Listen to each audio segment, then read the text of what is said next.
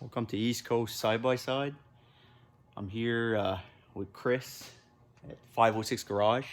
He's helping me work on my my 2017 X3 Max.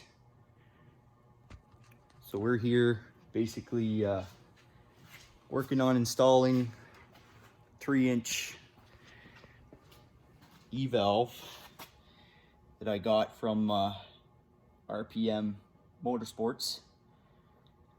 So I'd like to give a shout out to Jason Dickey for sponsoring this video. So I got a wicked deal on that thing. Can't wait to see how it's gonna sound. Supposed to gain some power too, so can't complain about that.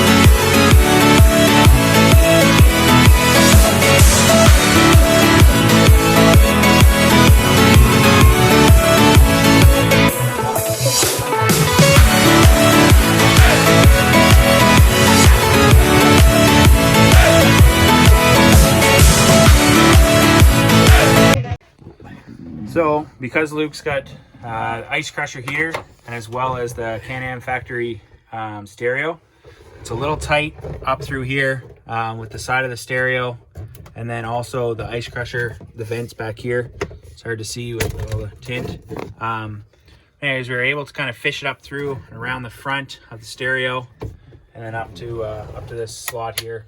So you just plop it out, put your clip in through, and then meet the two of them up, and then snap it back in the hole. And then all you're going to do is run the rest of your cable down through the center console of the bike and bring it out to the turbo. So we'll work on doing that, and then we'll come back and show you what we got done here.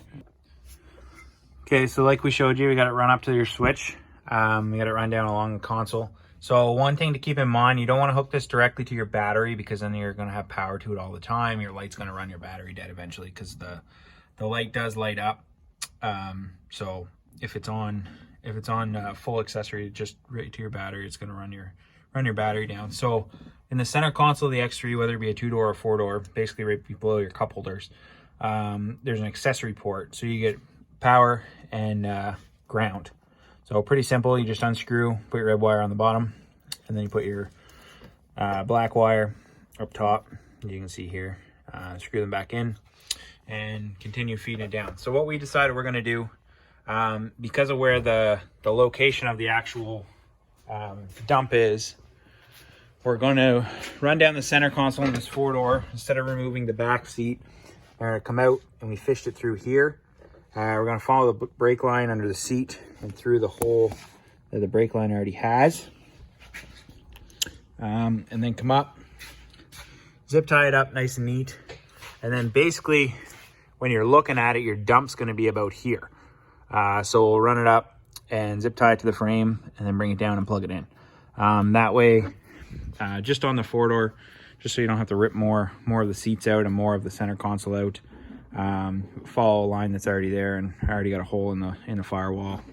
And it is going to end up on this side of the bike anyways. So that's kind of where we're at for the wiring. And so this here, as you can see, there was a cover removed.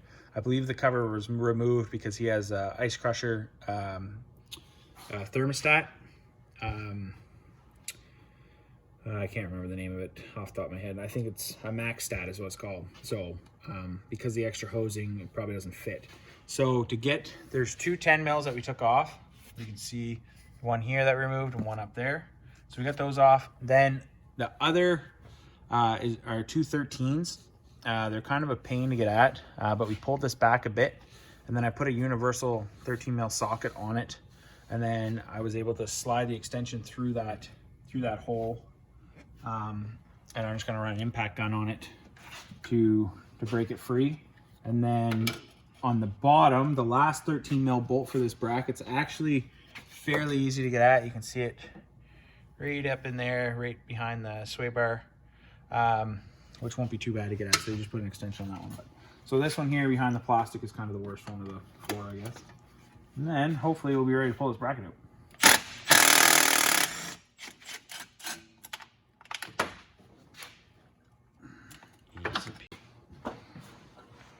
Well, Luke slaved away to get this finished, and he's going to try to lose one of my lights.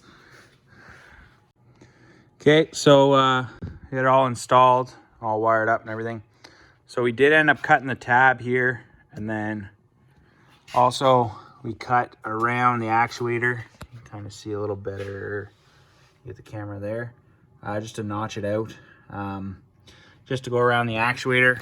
And then also we cut the bottom of this bracket, trimmed it up. We'll clean the paint marker off after we're done, but yeah, so just kind of clean that bracket up. It wasn't holding anything other than the heat shield anyways. So heat shield's back on, this bracket's on. These springs are extremely tight. So wear safety glasses when you're putting those back on and when you're cutting, of course. But yeah, those springs are really tight. That was probably the worst part of the whole job, was pulling those back on. Everything else went on pretty good. The bracket's in there. We got the spring to hold it tight so it doesn't vibrate. Got the band clamp on. The way we put the V-band clamp on, we actually popped the back, got between the seats and just lined it up, stuck the bolt upwards just so we could line it up better. There was a little bit pushing and stuff involved in that just because of just lining up with that new bracket. But with that, with your flex pipe here, like I said, we just kind of lined it up and then put it in from the inside. So 3 hands is definitely appreciated on that one. But other than that, it wasn't too bad. I'd say if you were really working at it and not, counting how many beers you drink, you probably 2.5 hours and have it all good to go, wired up, and good to hit the trail again. So we'll start her up and let you hear one last little go between through the exhaust and then also through the dump. And then we'll pull it out in the driveway and see if it's dark out now. So see if we got any flames from the old Evo tune.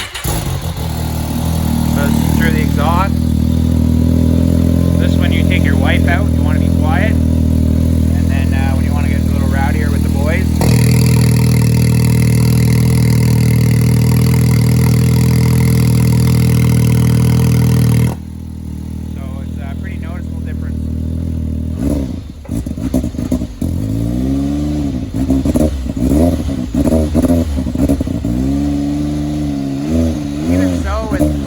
Delete it, you can hear a little bit more turbo noise just through the straight exhaust.